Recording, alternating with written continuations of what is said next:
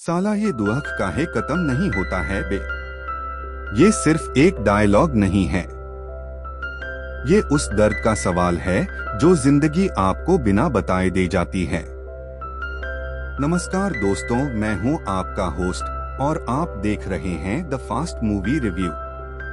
आज हम आपको लेकर चलेंगे गंगा के उस किनारे, वाराणसी के उस शमशान घाट पर जिसे मसान कहते हैं। ये वो जगह है जहां चिता जलती है, पर जहां दो कहानियां जलकर भी बुझ नहीं पाती। एक तरफ है देवी जिसका सम्मान एक रात में राख हो जाता है, और उसके पिता जो 3 लाख रुपए की रिश्वत के लिए अपना जमीर दांव पर लगा देते हैं। दूसरी तरफ है दीपक, एक डोम लड़का जिसका प्यार जाति की दीवार से टकराकर उसी के हाथों से जल जाता है। क्या ये दोनों टूटे हुए लोग कभी अपने अतीत को पीछे छोड़ पाएंगे? क्या वाराणसी में आना जितना आसान है, जाना भी उतना ही मुश्किल है? बने रहिए हमारे साथ, क्योंकि अगली 10 मिनट में हम आपको नीरज घेवान की इस मास्टरपीस फिल्म मसान की कहानी सींदर सीन इस तरह समझाएंगे जैसे आपने पहले कभी नहीं सुनी होगी। नमस्ते दोस्तों, और स्वागत है आपका एक ऐसी कहानी की गहराई में जो हमें जीवन और मृत्यु के शहर वाराणसी तक ले जाती है। आज हम बात करेंगे 2015 की उस अनमोल फिल्म की जिसे कहते हैं मसान। मसान, जहां चिता जलती है, जहां जिंदगी खत्म होती है, लेकिन जहां से 2 नई कहानियां भी शुरू होती हैं। फिल्म की कहानी 2 अलग अलग रास्तों पर चलती है जो बाद में गंगा के किनारे कहीं मिलते हैं। यह कहानी है देवी पाठक की, एक पढ़ी लिखी खूबसूरत लड़की जिसने एक सस्ता होटल चुना सिर्फ कुछ पल सुकून के लिए। पर अफसोस, वहां होता है पुलिस का छापा। डर के उस एक पल में देवी का साथी उस डर को सह नहीं पाता और खुदकुशी कर लेता है। और अब शुरू होता है असली मसान, जिंदा लोगों के लिए। पुलिस सब इंस्पेक्टर एक शोषक बनकर आता है। वह देवी और उसके पिता विद्याधर पाठक के सामने एक शर्त रखता है, या तो परिवार की बदनामी सहो या 3 लाख रुपए की रिश्वत दो। विद्याधर पाठक, जो एक सम्मानित प्रोफेसर हैं, कहां से लाएंगे इतना पैसा?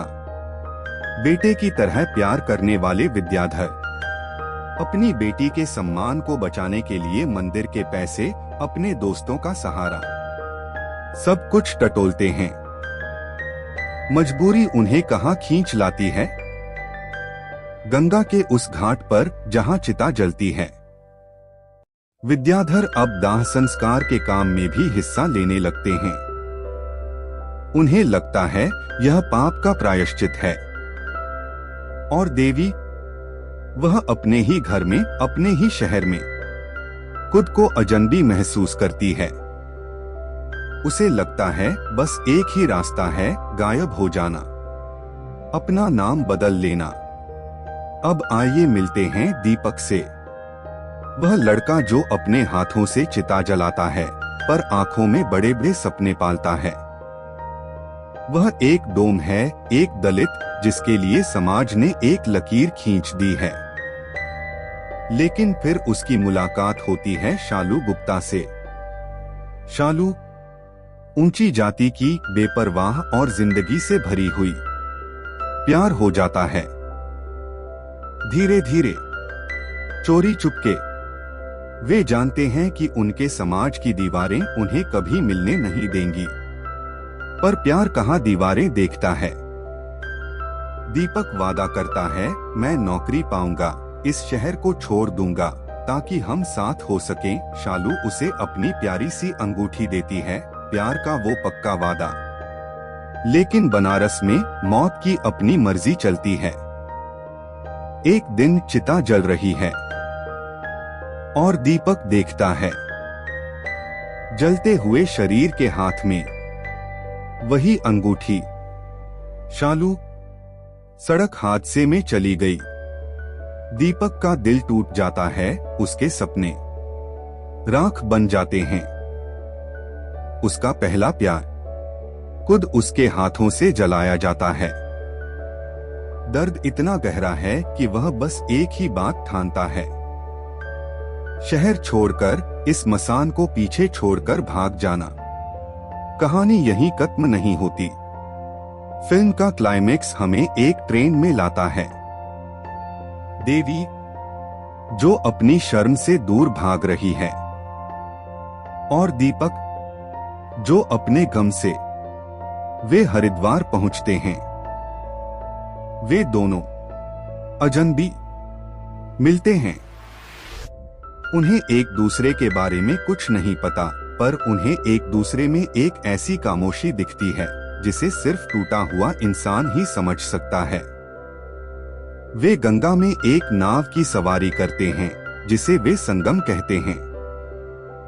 यह नदियों का नहीं, बल्कि दो टूटे हुए दिलों का संगम है।